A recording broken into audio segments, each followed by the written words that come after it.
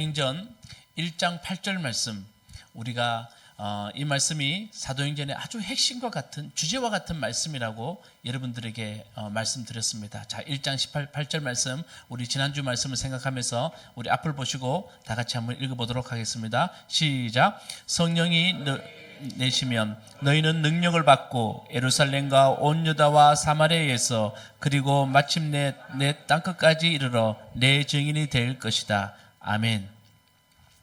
자, 이게 우리 사도행전의 아주 중요한 말씀이라고 제가 말씀드리면서 역사의 주인공이 되자라고 여러분들에게 말씀드렸습니다. 자,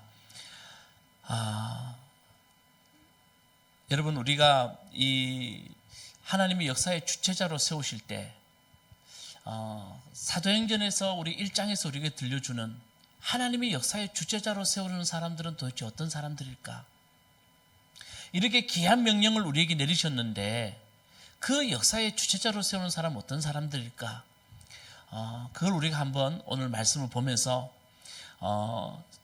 오늘 설교 제목이 성령 교회를 탄생시키다 하는데요, 어떻게 하나님이 교회를 탄생시키고 계시는가를 한번 봤으면 좋겠습니다. 자, 여러분, 하나님이 사람을 세우실 때 어떤 사람을 세우시는가? 여러분, 출애굽의 대장정을 보면 하나님이 사람을 세우는 것을 볼 수가 있습니다. 자, 보세요. 제가 여러분들에게 이렇게 말씀드렸습니다. 출애굽이라는 이야기, 하나님이 성경의 첫 번째 이야기 출애굽을 통해서 하나님은 이스라엘 백성들을 구원하는 이 이야기를 통해서 자기를 나타내신다. 이해되십니까? 여러분들에게 여러 번 말씀드렸습니다. 자기를 나타내십니다. 이야기 속에서 하나님은 각 사건을 통해서 나는 이런 사람이야 라고 하나님이 자기를 드러내신다는 겁니다. 근데 여러분, 출애굽기 1장에 가면 모세의 탄생 이야기가 나옵니다. 모세가 태어나요. 근데 그 당시에 이 애굽의 바로라는 왕이 이렇게 말합니다. 히브리인의 아이가 태어나면 다 죽이라고 말합니다. 물에 던져라고 말합니다. 그런데 여러분, 여기에서 1장과 2장에서 나오는 모세의 탄생 이야기에 나오는 주인공들을 한번 가만히 보세요. 어떤 사람들이 나오는지. 첫 번째는 남자가 한 명도 나오지 않습니다. 바로가 남자아이가 태어나면 다 죽이라 그랬을 때 히브리 산파 시브라와 부하라는 여자가 히브리 아이들을 보면서 그 아이들을 죽이지 않습니다. 그래서 모세가 살아남을 수 있었던 겁니다. 히브리 산파 여자입니다. 그리고 모세의 어머니는 모세가 태어났는데 그도 바로의 명령을 어기고 어떡합니까? 3개월 동안에 모세를 그대로 그를 보살핍니다. 그리고 애가 크니까 하는 수 없이 그 아이를 물에 떠내려 보냅니다. 그 아이 떠내려오는 아이를 다 건진 사람이 누굽니까? 바로의 공주. 그리고 바로의 공주가 아이를 보니까 너무 이뻐요. 그랬더니 그 바로의 공주를 그게 딱 나타나서 아이에게 젖을 먹일 유모를 데려다 주겠습니다. 유모가 필요하지 않습니까? 했던 사람이 누굽니까? 모세의 누나. 그리고 바로의 공주가 모세를 키웁니다. 출애굽의 시작, 하나님의 역사의 대장정의 시작에 하나님 누가 사용하고 있습니까? 누구를 사용하고 있습니까? 그리고 여러분 보세요. 성경 이야기를 가만히 보시면요, 우리 하나님이 어떤 분인지 알 수 있어요. 이스라엘의 왕조 시대, 사무엘, 다윗, 사울, 또 누굽니까? 솔로몬의 역사, 이 왕조 시대를 열 때 하나님이 그 역사를 처음 시작한 사람이 사무엘상 1장에 보니까 누굽니까? 아이를 갖지 못하는 여자 한나가 간절히 기도합니다. 그 당시에 아이를 갖지 못한다는 것은 여자로서 정말 천히 취급받는 그런 상황입니다. 그런데 이 한나가 간절히 기도합니다. 그랬더니 하나님이 한나의 기도를 들으시고 사무엘을 낳게 하심으로 왕조 시대가 시작됩니다. 여러분 이해되세요? 예수님 보세요. 이 땅을 구원하러 오신 예수님 이야기 시작을 누가 엽니까? 세례요한의 어머니 엘리사벳, 예수님의 어머니 마리아, 그 여인을 통해서 예수님의 구원 이야기가 시작됩니다. 자, 무슨 이야기를 하고 있을까요? 저는 여러분들에게 지금 이 이야기를 들으면서 무슨 이야기를 드리고 싶을까요? 여러분, 하나님의 역사를 보시면 하나님은 세상에 지혜 있고 세상에 힘 있는 자들을 통해서 하나님의 역사를 열지 않으시더라는 겁니다. 늘 그 당시에 여기 여자가 나와 있는데 여러분, 여자는 어떤 존재입니까? 여러분, 성경에서 여자는 어떤 존재입니까? 미안하지만요, 그 당시 여자는 거래가 가능했습니다. 재산의 목록에 들어갑니다. 그러니까 이 여자라는 것은 하나님이 여자를 좋아한다 이게 아니고, 하나님은 여자, 다시 말하면 세상에 가장 연약하고 세상에 가장 미약한 이 여자들을 통해서 하나님은 자기 역사를 서나가시더라는 이야기를 우리에게 들려주고 있습니다. 아멘. 참 중요합니다. 저는 여러분들에게 역사의 주체자로 서자라고 말씀드렸던데, 왜 이런 말씀드렸냐면, 여러분, 우리가 하나님 앞에 힘이 없다고? 하나님, 난 능력이 없어요? 하나님, 나는 그럴 수 있는 여유가 없어요? 여러분, 역사의 주체자로 하나님 쓰시는 사람은 큰 사람들이 아닙니다. 이거 분명히 아셔야 됩니다. 여러분들도 충분히 하나님의 역사의 주체자로 설 수 있다는 것을 성경은 우리에게 들려주고 있다는 겁니다. 바울 아세요? 1차, 2차, 3차 전도 여행을 통해서 복음을 세계로, 유럽으로 복음을 증거한 사람이 바울입니다. 성경에서 가장 많은 책을 기록한 사람이 사도 바울입니다. 그런 전도하러 다니면서 얼마나 많은 사람 만났겠습니까? 얼마나 많은 지역을 다녔습니까? 그리고 얼마나 많은 하나님의 역사를 바라봤겠습니까? 그리고 바울은요, 자기가 사역을 하고 난 뒤에 자기 사역을 하면서 하나님을 깨달았습니다. 아, 하나님이 이런 분이셨구나. 그러면서 그가 하나님을 깨닫고 고린도 전서 1장에 27절, 28절에 바울이 뭐라고 고백합니까? 자, 앞을 보면서 우리 한번 같이 읽어보도록 하겠습니다. 시작. 하나님께서는 지혜 있는 자들을 부끄럽게 하시려고 세상의 어리석은 것들을 택하셨으며, 강한 것들을 부끄럽게 하시려고 세상의 약한 것들을 택하셨습니다. 하나님께서는 세상에서 비천한 것들과 멸시받는 것들을 택하셨으니 곧 잘났다고 하는 것들을 없애시려고 아무것도 아닌 것들을 택하셨습니다. 여러분, 이 말에 감동이 좀 있으시나요? 여러분, 이 말이 여러분 느껴지십니까? 이게 바울이 경험했던 하나님이세요. 바울은요, 그렇게 많은 하나님의 일을 하면서, 그는 수많은 지역을 다니면서 그가 깨달았던 것은, 하나님은 지혜 있는 자, 강한 자, 하나님이 쓰시지 않더라는 거예요. 그들은 오히려 하나님의 일에 방해거리가 되더라는 거예요. 근데 바울이 복음을 증거하니까 정말 놀라운 일이 있더라는 거예요. 약하고 비천한 사람들, 저는 못해요, 저는 그럴 능력이 없어요, 이런 사람들의 하나님의 성령이 임하니까 하나님의 놀라운 일을 하기 시작하더라는 거예요. 저는 이 말이 너무 놀랐습니다. 여러분 보세요. 세상에 비천한 것들, 멸시받는 것들을 택하셨으니 잘났다고 하는 것들을 없애시려고. 다 같이 시작. 여러분, 누가 우리 집사님에게 누가 집사님에게 그 사람 아무것도 아니야, 이 말은 기분 좋아요, 나빠요? 그럼 죽이고 싶겠잖아요. 그런데 하나님이 이렇게 말해요. 그래, 괜찮아. 너 세상에서 아무것도 아니어도 괜찮아. 그래서 내가 너를 쓰는 거야. 여러분, 우리 한번 보세요. 정말 똑똑한 사람들, 잘났다고 하는 사람들, 지금 우리가 정치를 보든 뭐를 보든 그 사람들이 하는 행태들 좀 보세요. 사람을 혐오하고요, 사람을 정오하게 만들고 갈라치게 해요. 그리고 그 갈라치기에서 자기들이 잘난 척, 자기들이 높은 자리에 올라가려고 얼마나 그 모습 보면 화가 나는지 몰라요. 근데 우리 하나님이 사용하는 사람들은, 하나님이 쓰는 역사의 주체자들은 어떤 사람이 쓰는지 여러분 분명히 아셔야 됩니다. 그래서 여러분, 우리가 지금 이 말씀 들으면서 저나 여러분이나 마음속에 좀 흥분이 있어야 돼요. 하나님이 나 같은 사람도 사용하시는구나. 하나님이 나처럼 부족한 사람들도 하나님은 정말 하나님의 역사에 동참하게 하시는구나. 이 마음이 있어야 돼요. 절대로 주위에 있는 사람들, 강한 사람들, 잘났다고 하는 사람들을 하나님은 그들을 통해서 역사하지 않으시더라는 거예요. 물론 그 사람들을 하나님이 가르는 것이 아니지만 그런 사람들이 만드는 세상을 보니 그런 사람들은 하나님의 말씀에 응답하지 않더라는 거예요.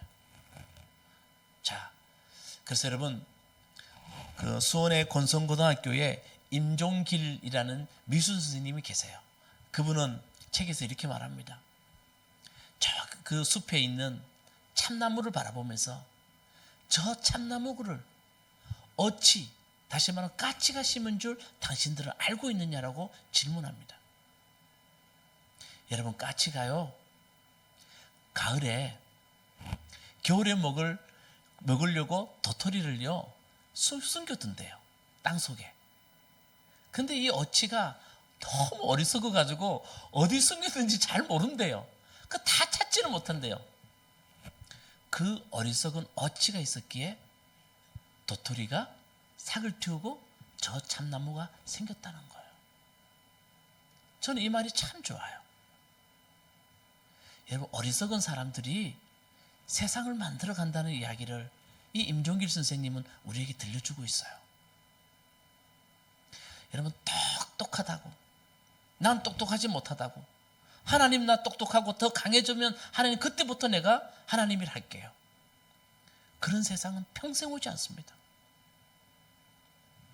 하나님은 연약하지만 우리들을 지금 여기에서 사용하기를 원하신다는 겁니다. 아멘. 그렇다고 여러분, 하나님 무조건 어리석은 사람만 사용하지는 않아요. 우리가 분명히 알아야 될 게 있어요. 우리가 연약하지만 분명히 알아야 될 건 한 가지는 있어요. 그게 뭘까요? 여러분, 안데르센 동화의 미운 오리 새끼 아십니까? 오늘 반응이 다 왜 이래요? 뭐 다들 표정들이 왜 이러십니까? 자, 미운 오리 새끼 아세요? 예, 이거 녹음돼요. 예 하면요 크게 들리고요. 여러분들 예 안 하면 작게 들려요. 자, 미운 오리 새끼 아시죠? 오리가 알을 깠는데 그 알 중에서 노란 오리들이 태어나요. 그런데 한 알이 태어나지가 않아요. 좀 이따 태어나요. 근데 이상해요. 다 처음 본 새끼예요. 그래서 다른 사람들에게 왕따를 당해요. 오리들도, 오리 새끼들도 얘를 왕따시켜요. 그래서 이 오리가 난 어떡하지? 하고 다른 동물들한테 갔더니 닭도 돼지도 처음 본 이 오리를 보면서 왕따를 시켜요. 너무 서글퍼요. 그래서 밖을 나가봐요. 청동오리가 있어요. 청동오리도 처음 본 놈이라서 이 오리를 또 왕따를 시켜요. 그래서 하는 수 없이 이 오리는 호수로 가지 않습니까? 호수에서 너무 슬퍼서 하늘을 쳐다봅니다. 그때 하늘에 누가 날고 있습니까? 백조가 날고 있어요. 야, 나도 저 백조처럼 되고 싶다. 나도 저 백조처럼 저렇게 훨훨 나는 저렇게 아름다운 백조가 되고 싶다 라고 생각하고 물을 물끄러미 쳐다봤어요. 그 물에 비춰진 자기의 모습이 뭡니까? 백조였어요. 이게 안데르센이 말하는 미운 오리 새끼예요. 우리가 누구인가? 우리가 누구인가에 대한 인식이 대단히 중요하다는 겁니다. 여러분, 하나님은 어리석은 것, 약한 것, 비천한 것들을 사용하는데 그런 우리들이 반드시 알아야 될 것이 있다는 겁니다. 그게 우리가 누구인가냐는 겁니다. 제가 여러 번 말씀드렸습니다. 우리 교회 오면 귀에 못이 박혀도 듣습니다.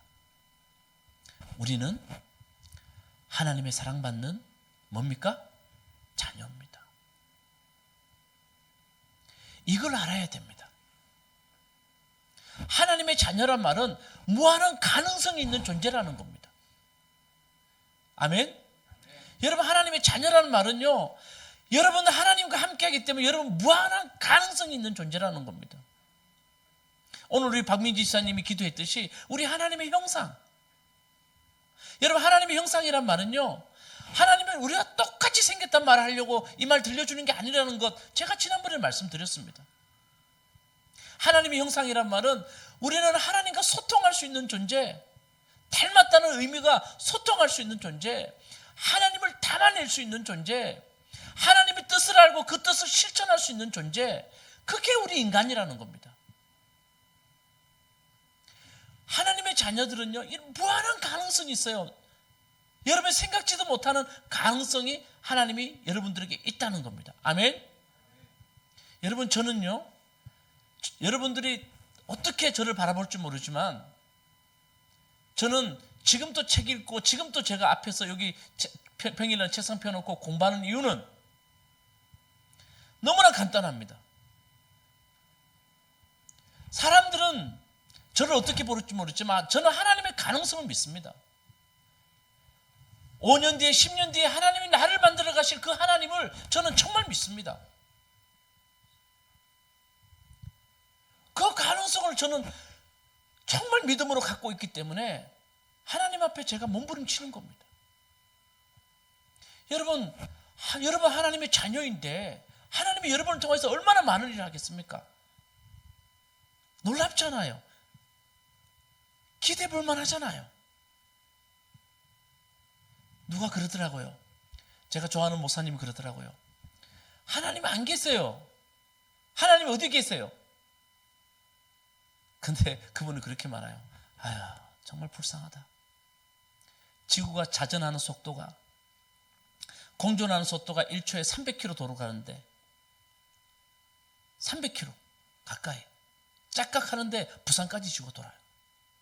그렇게 빨리 지고 도는데 거기에 내가 지금 이렇게 앉아있는 그 자체가 기적 아니냐. 살아있는 게 기적인데, 숨을 쉬는 게 기적인데 어떻게 하나님이 안 계신다고 사람들이 말할 수 있을까? 조금만 자연을 바라봐도 자연이 돌아가는 모습을 보면 기적인데 어떻게 하나님이 안 계신다고 우리가 말할 수 있을까? 여러분, 하나님의 자녀인 것 정말 여러분 기쁨으로 받아들일 수 있는 여러분 되시기 바라겠습니다. 그래서 우리가 연약하고 우리가 비천해도 우리가 하나님의 자녀이기 때문에 무한한 가능성이 우리 속에 있다는 겁니다. 역사의 주인공으로 하나님은 여러분들을 세우신다는 겁니다. 아시겠습니까?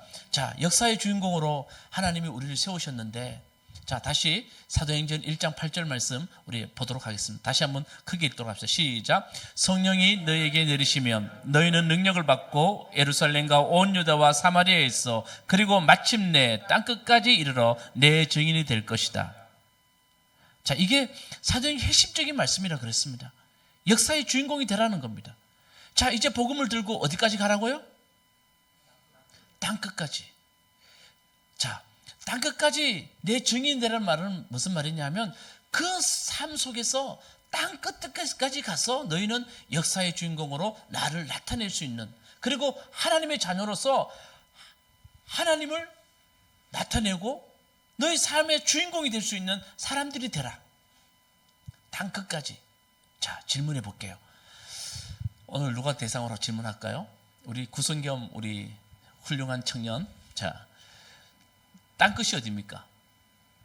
우리 구성겸 우리 청년이 생각하는 땅끝. 자, 아니, 뭘 이렇게 어려운 질문을 설교 시간에 해요? 라고 할 수 있습니다. 자, 여러분, 이 예수님이 말할 때 땅끝은 어디냐 하면 그 당시는 스페인을 말합니다. 자, 근데 예수님이 땅끝까지, 스페인까지만 이렇게 말했을까요? 여러분, 땅끝은 어딜까요? 자, 제가 한번 생각해 봅시다. 지구는 둥굽니까? 네모납작합니까? 둥그죠. 자, 여기서 제가 출발해요. 둥근 지구입니다. 그대로 제가 출발했어요. 그대로. 그래서 제가 땅 끝까지 갔어요. 그럼 다시 어디로 옵니까? 예, 출발점 내 발밑. 이해되십니까?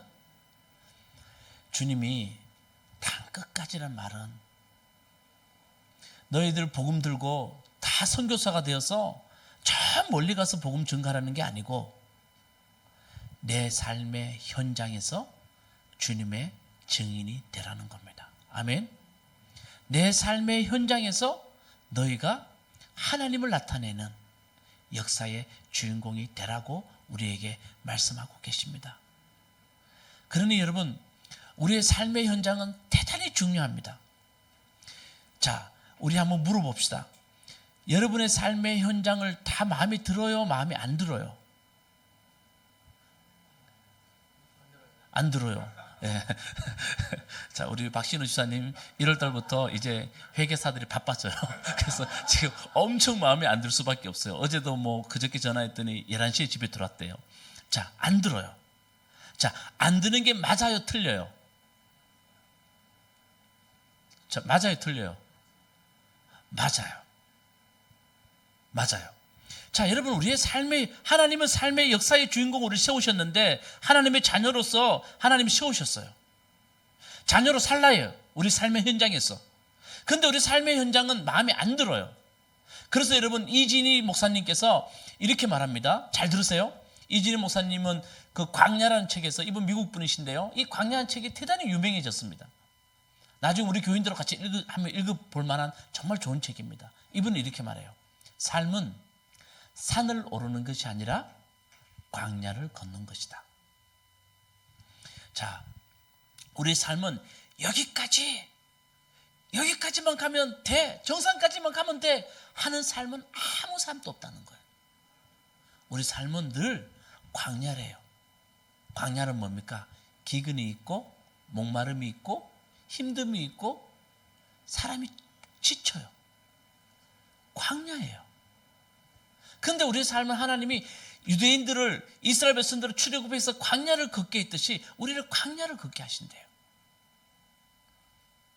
이게 중요한 성경이 우리들의 메시지라는 거예요. 우리의 삶은 늘 광야래요. 만족함이 없대요. 우리는 광야를 걷는다는 거예요. 자, 우리 하은이가 회계사 시험을 준비해요. 근데 하은이가 회계사 시험 합격했어요. 와, 합격했어! 산이에요. 산을 정복한 것 같아요. 회계사로 들어가면 그 다음부터 직장생활은 광야래요. 우리 신명철 우리 집사님이 권선옥 집사님을 꼬셨어요. 그래서 마음을 얻어내서 결혼했어요. 나 결혼해. 마치 뭘 정복하는 거예요? 산을 정복하는 거예요. 근데 결혼 생활은 광야예요. 광야. 늘 기근이고요. 늘 만족함이 없어요. 그분이 말한 말이에요. 그 책에 나오는 이야기예요. 여러분, 직장 들어가잖아요. 그렇죠? 직장 들어가서 우리가 정말 직장 들어가서 엄마 나 대기업 들어갔어. 나 대기업 들어갔다니까 산으로 오는 것 같아요. 근데 여러분, 직장 생활은 정말 광야예요. 사람을 죽여요.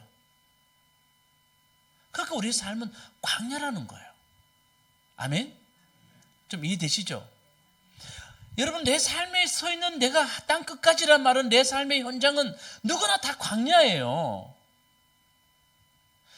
누구나 다 광야 아닌 사람이 아무도 없어요. 저는요, 우리 곽일환 목사님도 여기 계시지만 수십 년 목사하면서 제가 확실히 한 가지 느낀 건 뭐냐 하면 가지면 가실수록 더 걱정 근심거리가 많다는 건 진리입니다. 제가 동남아 살면서 한 가지 진리를 발견한 건 뭐냐면 못 사는 나라일수록 뭐 그 나라 치안이 어떤지 뭐든지 어떤 말을 하더라도 제가 확실히 느낀 것은 못 사는 나라일수록 사람들의 마음은 착해요. 그 나라 국민들 얼마나 착한 줄 아세요? 말레이시아도 시골 가면요 다 내줄 것 같아요. 잘 사는 나라일수록요 사람들의 마음이 강팍해요. 그리고요 잘 살수록 근심 걱정 더 많다는 겁니다. 어떤 분을 보면 저 정도 재산을 갖고 저 정도로 살면 정말 잘 살 것 같은데, 근데 여러분 목사한테 솔직히 다 내려놓을 때 들어보면요, 이 사람 내일 모레 자살할 것 같은 느낌 들어요. 어떻게 저렇게 사나? 어떻게 저 형편 가운데서 저렇게 살아가나? 저는 한두 사람 만난 게 아니에요, 진짜. 우리의 삶은 다 광야예요. 근데 하나님은 그 광야에서 너희가 역사의 주인공으로, 너희가 연약하지만 미천하지만 너희가 지혜가 없지만 그 속에서 나는 너희가 하나님 앞에서 광야의 주인공으로 서기를 원한다. 아멘. 그게 사도행전이 우리에게 들려주는 이야기예요. 자, 그러면 이제 마지막입니다. 광야로 나아갈 때 이제 우린 다 광야래요. 내 삶이 광야예요. 교회 다니면 광야가 안 될 줄 알았는데, 여러분 아니에요. 광야 없는 세상은 없어요.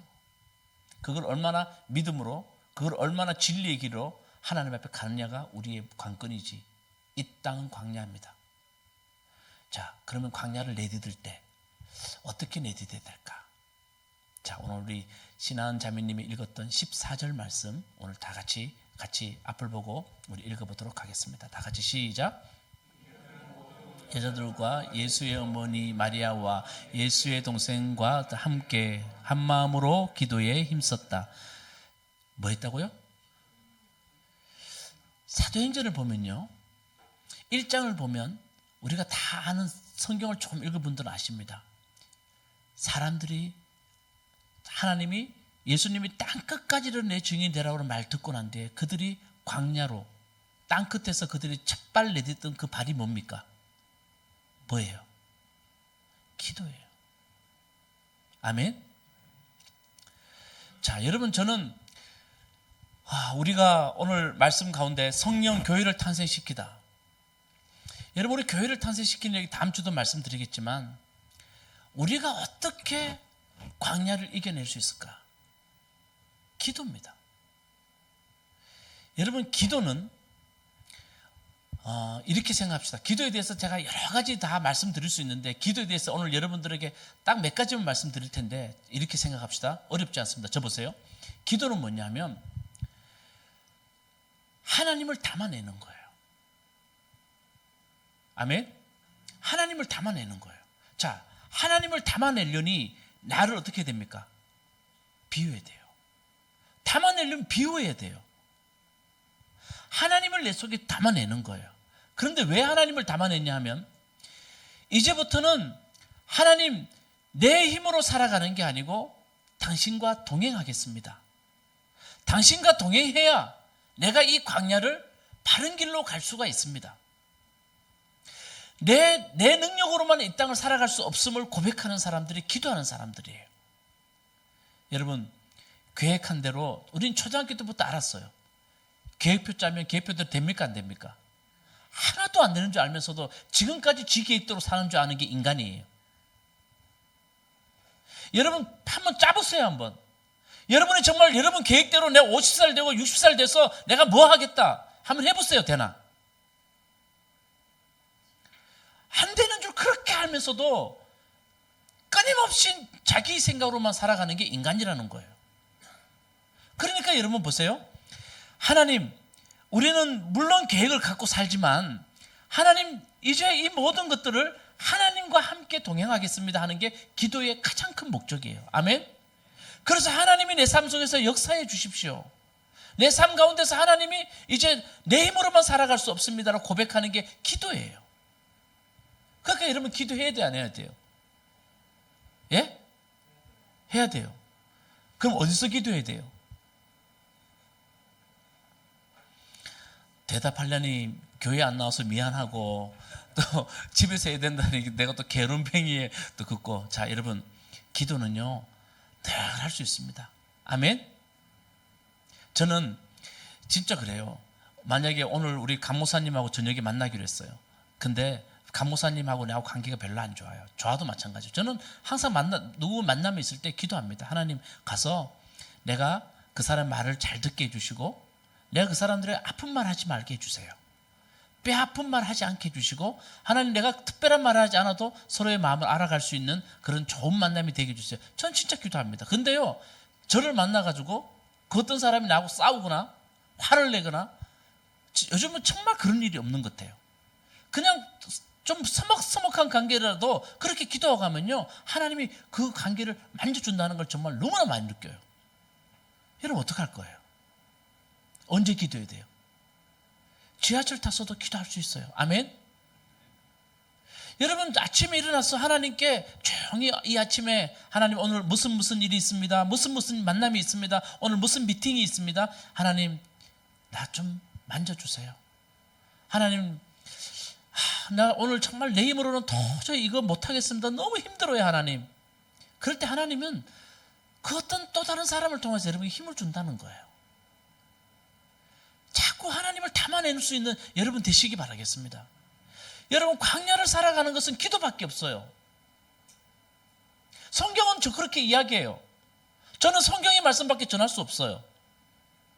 광야에 내딛는 이스라엘 초대교회 교인들도 예수님의 승천 이후에 하나님을 만나고 난, 예수님을 만나고 난 뒤에 그들이 첫 발을 딛는 것은 그들은 기도였어요.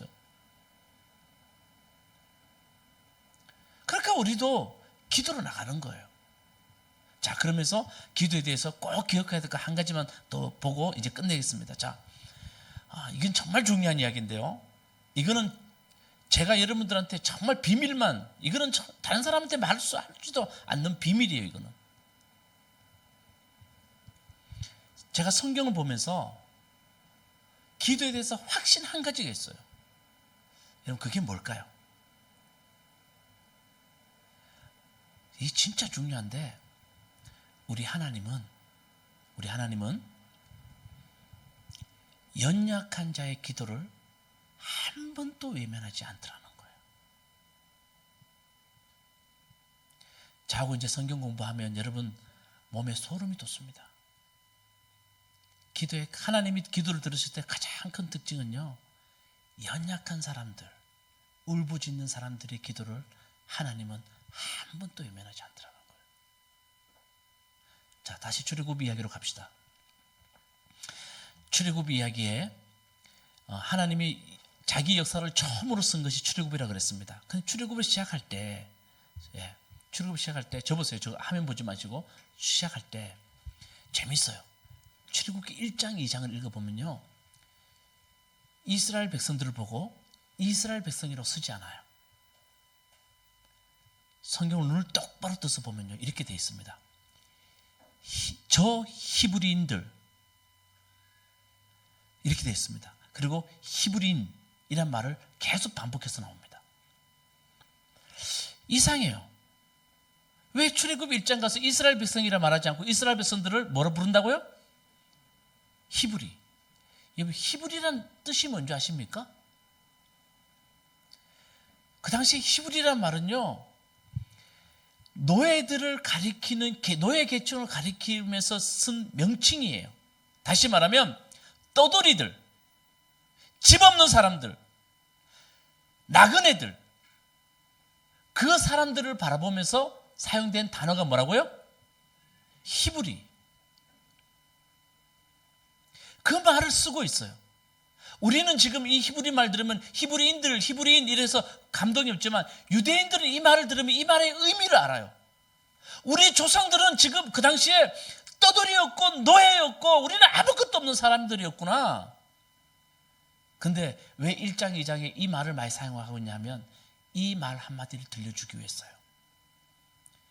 이들이 출애굽을 위해서 뭘 했냐면 하나님께 간절히 기도했어요. 자, 읽어봅시다. 정말 출애굽기, 하나님의 출애굽기의 역사를 시작한 단어가 이 단어예요. 이 말씀이에요. 자, 다 같이 시작. 나는 이집트에 있는 나의 백성이 고통받는 것을 똑똑히 보았고 또 억압 때문에 괴로워서 부르짖는 소리를 들었다. 그러므로 나는 그들의 고난을 분명히 안다. 자, 여러분 동사를 좀 보세요. 자, 우리 동사만 다 같이 읽어봅시다. 시작. 보았고 들었고 안다. 이게 하나님이에요. 여러분 정말 몸에 소름이 돋는 출애굽의 이 놀라운 역사는 어디서 시작됐느냐? 이스라엘 백성들이 기도했더니 내 하나님이 어떻게 해요? 보았고 들었고 안. 여기에서 하나님의 역사가 이제 출애굽이 시작되더라는 거예요. 저는 성경의 수많은 성경을 읽어보면서 하나님은요, 연약한 자들의 기도를 하나님은 절대 외면하지 않으세요. 우리가 이 하나님을 알아야 돼요. 여러분, 기도는 하나님 들어주세요, 안 들어주세요? 반드시 들어주세요. 우리의 때가 하나님의 때와 다르기 때문에, 하나님은 하루가 1000년 같기 때문에, 그러나 하나님은 여러분 자녀이고 사랑한다는 걸 분명히 아는 사람들은 기도하는 사람들이에요. 여러분, 조용히 하나님께 기도하는 시간들이 여러분들에게 얼마나 소중한 시간인지 몰라요. 조용히 하나님과 말씀 묵상하는 시간이 얼마나 소중한 시간인지 몰라요. 하나님이 여러분을 만져주는 시간이에요. 이스라엘 백성들은 역사의 주체자로 교회를 세울 때 하나님은 기도로 첫 발자국을 띄게 하셨다는 거예요. 초대교회 교인들은 기도로 첫 발자국을 뗐어요. 여러분, 우리 교회 나오면서 여러분 다 새로운 마음이 있을 거예요. 그 전에 교회 잘 안 다니신 분들, 그리고 교회 설렁설렁 다니신 분들, 우리 교회 나오면서 이제 그래 삼촌교회, 또 뭐 어떤 사람들은 그래 무슨 교회, 그래서 여러분 마음을 새로 다졌어요. 그럴 때 여러분, 우리 이제 첫 발자국 뛸 때 말씀과 기도로 시작합시다. 하나님 역사의 주체자로 여러분 세울 줄로 믿습니다. 여러분 삶의 현장에서 여러분들은 아름다운 사람으로 하나님이 여러분의 가정을 이끌 수 있는 주체자로 하나님 세우신다는 겁니다. 그 첫 번째 발자국이 기도입니다. 아멘. 자, 저기 안에 계신 분, 저 안에 계신 분, 자, 기도입니다. 예, 그래요. 아이들하고 저 기도 우리 열심히 하고 우리 그렇게 하도록 합시다.